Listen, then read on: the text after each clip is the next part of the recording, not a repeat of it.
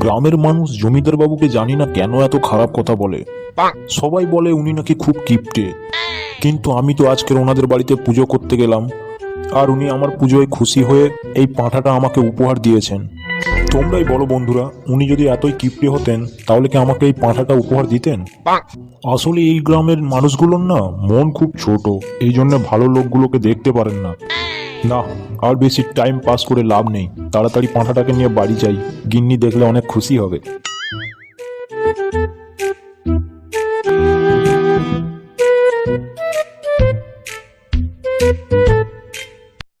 A few moments later. বুঝলি nabla, ঠান্ডাটা হঠাৎ করে এত জোরে পড়ে গেছে, রাত্রিরে যা ঠান্ডা লাগে না ভাই, কি বলবো তোকে। কি বলছিস বল, তুই কি রাত্রিরে লাগিয়ে ঘুমাস না নাকি? কাকে লাগাবো ভাই, আমি তো সিঙ্গেল, তুই তো জানিস ভালো করে। হাট বল, তোদের মাইন্ডটা এত খারাপ না কি বলবো। ওরে পাঁঠা, আমি দরজা জানলা লাগানোর কথা বললাম, তাহলে ঠান্ডাটা একটু কম লাগে। ও আচ্ছা, তাই বল, আমি তো অন্য কিছু ভেবে নিয়েছিলাম না। সারাদিন যদি মনের মধ্যে ওই চিন্তা করিস তাহলে তো ওইটাই আসবে, অন্য কিছু থোড়ি না আসবে। আরে ওটা ঠাকুর মশাই না, মাথায় ওটা কি নিয়ে যাচ্ছে?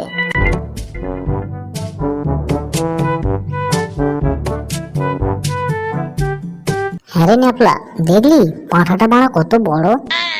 হুম, দেখলাম তো, তাতে কি হয়েছে? ওরে পাগলা, পাঁঠাটা যদি কোনোভাবে ঝাড়া যায় ঠাকুর মশাইয়ের কাছে তাহলে কত মাংস হবে জানিস? তাতে একটা ভালো রকমের পিকনিক করা যাবে, কি বলিস?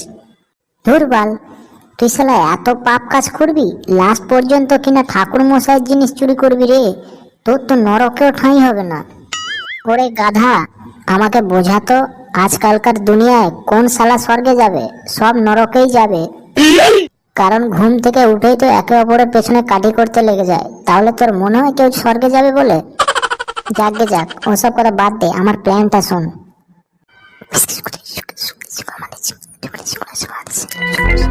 বল, কেমন লাগলো আইডিয়াটা? নির্ঘাত খারাপ বা না, করলে বেশ ভালোই হয়। তাহলে চ, কাজে লেগে পড়ি। अभी मजा आएगा ना भिड़ो।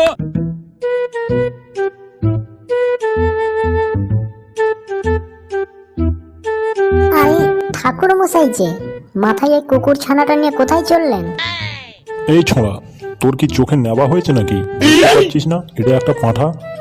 আরে ঠাকুর মশাই, বয়সটা আপনার হয়েছে, আমার না, তাই নেবাটা মনে হয় আপনার চোখেই হয়েছে। যাকগে, আপনি গুরুজন লোক, আপনার সঙ্গে তো আর তর্ক করতে পারি না, আপনার ব্যাপার, আপনি কি করবেন। ঠিক আছে ঠাকুর মশাই, আমি তাহলে এখন চলি।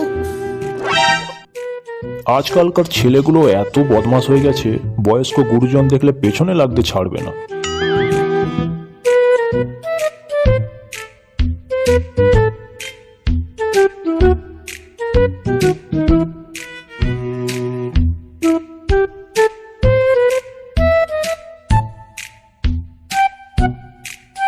আরে ঠাকুর মশাই যে, এই মাথায় কুকুর বাচ্চাটা নিয়ে কোথায় চললেন?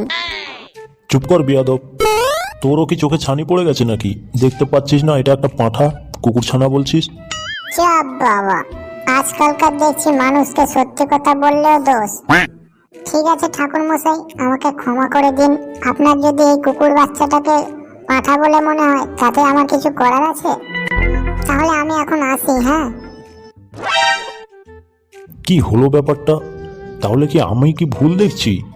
এটা কি সত্যি কুকুর বাচ্চা নাকি? জমিদার বাবু কি তাহলে এইভাবে আমার সঙ্গে প্রতারণা করলেন? গ্রামের লোকজন তাহলে ঠিকই বলে, একদম ভালো মানুষ নন উনি।